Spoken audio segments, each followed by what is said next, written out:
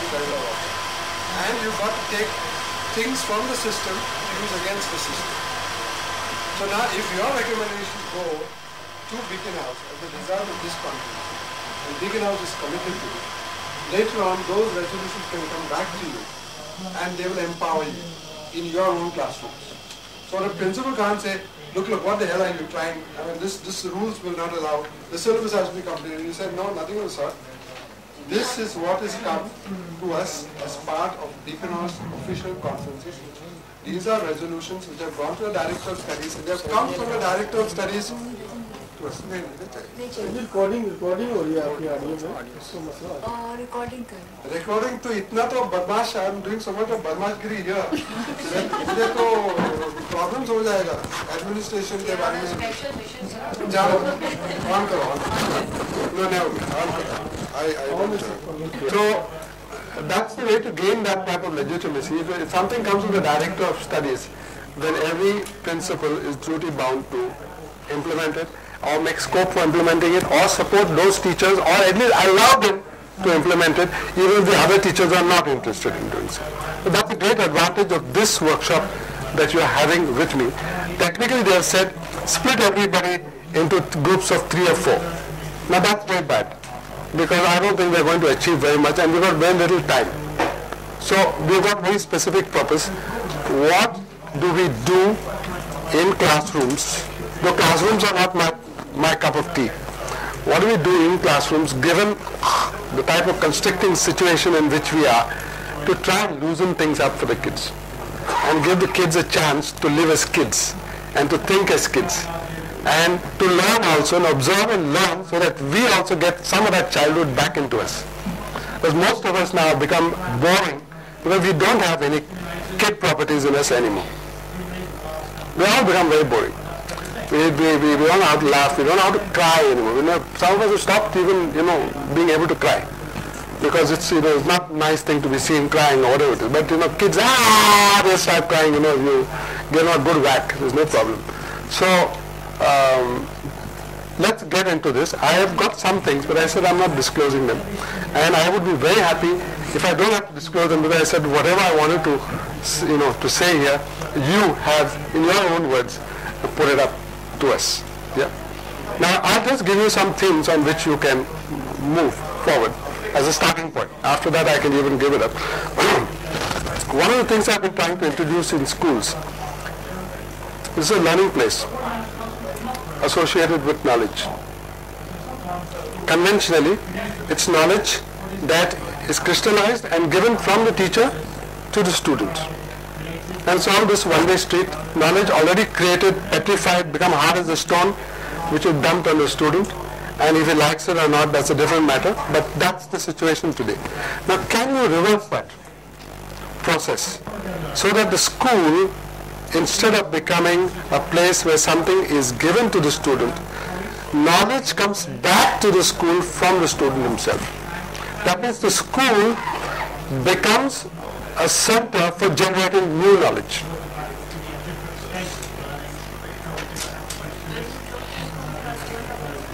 I'm talking from, even a child of 9-year-olds can do something, there's no problem.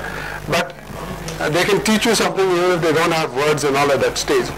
But how do you encourage children to create knowledge? And it's very important to do this at the earliest possible stage, because today the classic definition of all of us is that we are not capable of creating knowledge. Who creates knowledge? Scientists in some labs, some corporations here, some university professors there.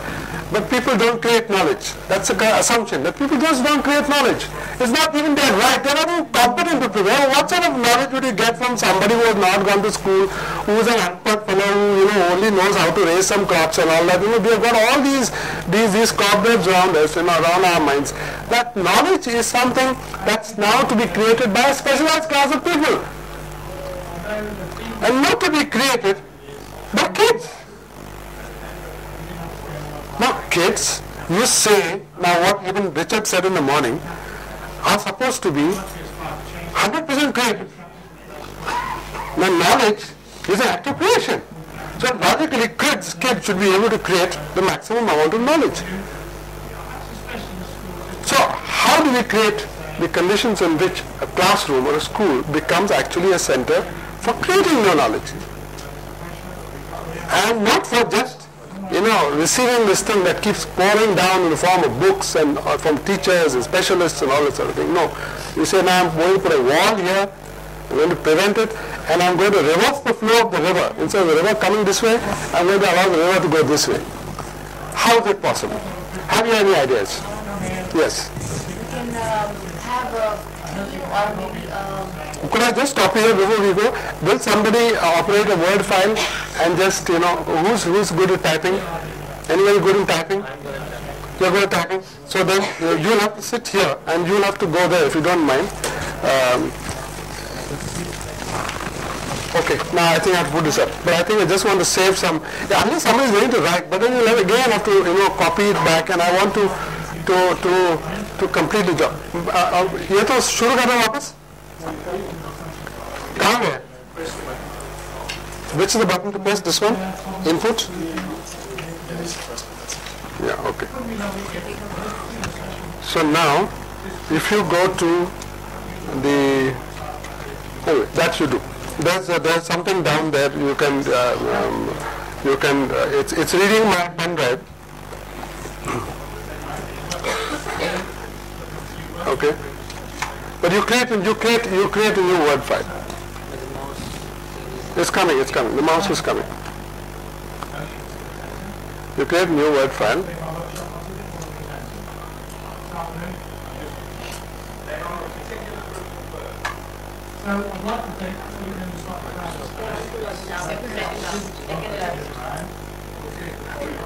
Anyway, 2003, okay, boss, no problem. They're not great. It's easier to operate here.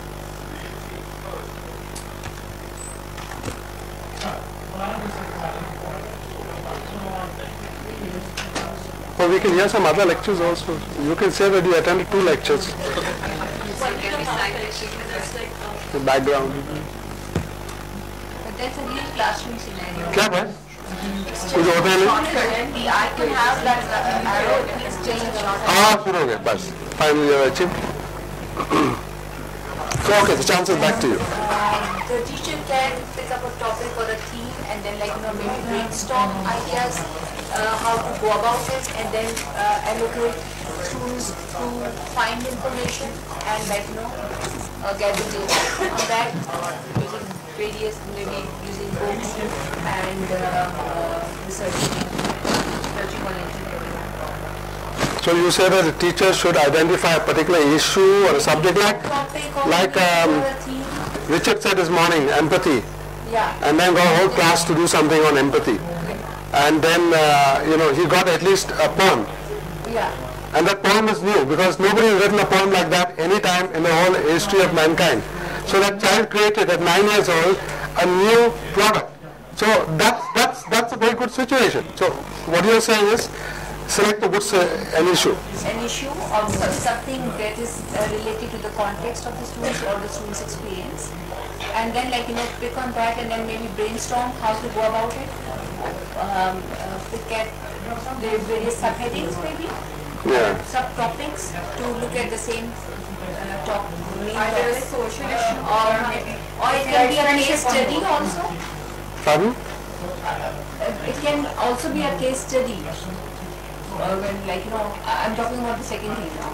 She can pick up a topic and then brainstorm how to go about it and how to pick on the subheadings of getting to the same topic, and then the students do search, read books and find information and decide how to cater to that. Little bit too complicated for me. Yes, you will. Yeah. If I am trying to talk about a particular topic, I try to create a relevance with the environment, like weather. Yes. A topic in geography. How does it differ from climate? Technically, and then the reasons behind it, telling them that if they can come up to what are the sources of weather, start getting satellites, newspaper, internet, they talk about so many other things. They, in return, start contribute. But prior going to that, I tried to make a very catchy statement, because until and unless all of them are engaged, it will not be worthwhile introducing a theme even. So I don't begin at all until I get the attention of each and every individual in the class. After which, then they recall the theme of that, the main topic pattern. And then I tell them to think about it. They come up telling me that these are the sources. What are the uses of the sources?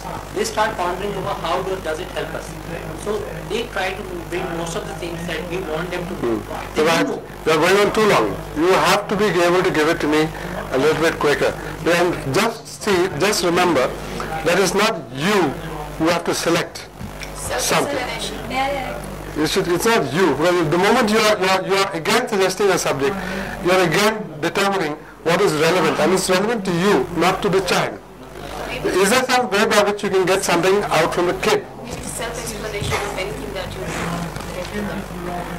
Again, you are giving something to them. Like whatever topic, whatever theme, at least there has to be something to get them to a focus. But then the self-explanation of the student according to whatever perception, background, whatever he has in his mind. Okay. Yes? Two of you there? But don't put up your hand. We're not back in school. What I know, what I want to know, and then they can build on their knowledge through Yeah. different sources. What they already know about water and what they want to do. So certain questions that are very specific and they build knowledge on through libraries or internet. But I like listening to watching Matilda poem in class 7 about Australia.